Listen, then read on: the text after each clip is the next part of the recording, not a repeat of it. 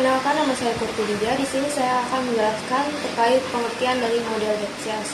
Model Get-Cells merupakan model yang dikembangkan oleh Jacob W. Get-Cells dan Egon G. Kuba. Model ini menawarkan perspektif yang mendalam tentang bagaimana organisasi berfungsi sebagai sistem sosial yang dinamis. Model ini menekankan bahwa perilaku dalam organisasi adalah hasil dari interaksi yang kompleks antara kebutuhan individu, tuntutan organisasi, serta menciptakan suatu proses interaksi sosial yang berkelanjutan. Perkenalkan, nama saya Meliani Dila. Di sini saya akan menjelaskan konsep dasar dari model Get-Cells-Guba. Dalam organisasi, orang-orang memiliki kebutuhan yang harus dipenuhi, sementara organisasi juga memiliki peran dan harapan yang harus dijalankan.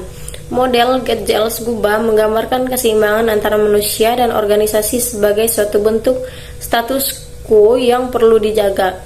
Untuk mempertahankan keseimbangan ini diperlukan equilibrium atau keseimbangan antara kebutuhan manusia dan tuntutan organisasi. Ketika keseimbangan ini tercapai, hubungan antara individu dan organisasi akan memuaskan dan berlanjut pada level yang produktif. Ini menunjukkan bahwa efektivitas organisasi tidak hanya bergantung pada pemenuhan tujuan organisasi, tetapi juga pada sejauh mana kebutuhan individu dalam organisasi terpenuhi. Komponen model Get-Cells-Guba. Model Get-Cells-Guba terdiri dari dua dimensi utama yang saling berinteraksi. Yang pertama, dimensi nomotetik atau organization dimension. Lembaga institution, struktur formal dari organisasi yang menetapkan peraturan, tujuan, dan fungsi. Ini adalah kerangka besar organisasi yang mengarahkan perilaku individu yang terlibat di dalamnya. Peranan atau role, setiap lembaga menetapkan peran tertentu untuk anggotanya yang mendefinisikan tugas dan tanggung jawab mereka dalam organisasi. Harapan atau expectation, harapan mengacu pada standar perilaku yang sesuai dengan peran yang harus diikuti oleh individu yang terlibat dalam organisasi.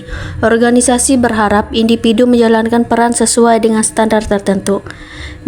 Dimensi ini mengatur bagaimana organisasi memberikan pedoman formal untuk menentukan perilaku yang diharapkan dari anggota organisasi berdasarkan peran yang mereka pegang.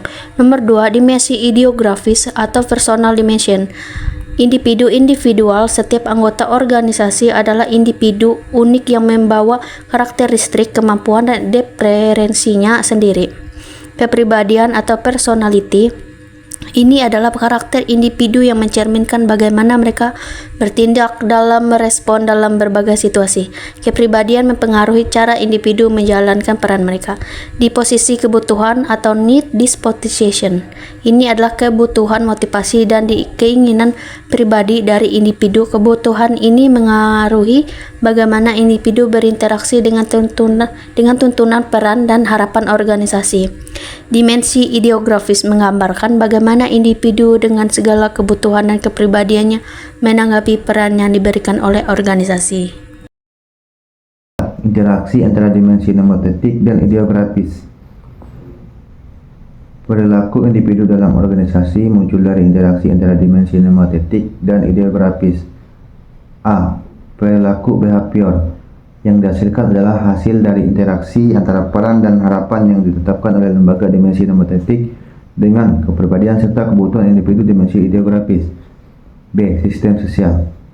Sistem sosial adalah konteks yang lebih luas di mana interaksi ini terjadi.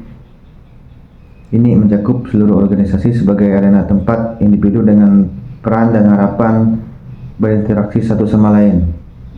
Dalam model ini, hubungan yang terus-menerus antara lembaga, peran, dan harapan di sisi nomotetik serta individu, kepribadian, dan kebutuhan di sisi ideografis menciptakan perilaku organisasi yang teramati. Sistem sosial mengikat kedua dimensi tersebut dalam satu kerangka interaksi sosial. Salah satu contoh, dalam sebuah sekolah, lembaga sekolah menetapkan peran guru yang harus mengajar siswa dengan metode tertentu. Namun seorang guru juga memiliki karakter dan kepribadian pribadi, misalnya mungkin lebih suka mengajar dengan cara interaktif. Perilaku mengajar yang di kelas adalah hasil dari interaksi antara tuntutan sekolah dan kepribadian serta kebutuhan guru tersebut. Model ini menjelaskan bagaimana organisasi tidak hanya diatur oleh aturan formal, tetapi juga dipengaruhi oleh kepribadian dan kebutuhan individu yang terlibat dalam organisasi. Kesimpulan yang dapat ditarik dari model Getzel-Guba yaitu model ini menawarkan kerangka kerja untuk memahami organisasi sebagai sistem sosial yang dinamis, di mana efektivitasnya bergantung pada keseimbangan antara tuntutan institusi dan kebutuhan individu.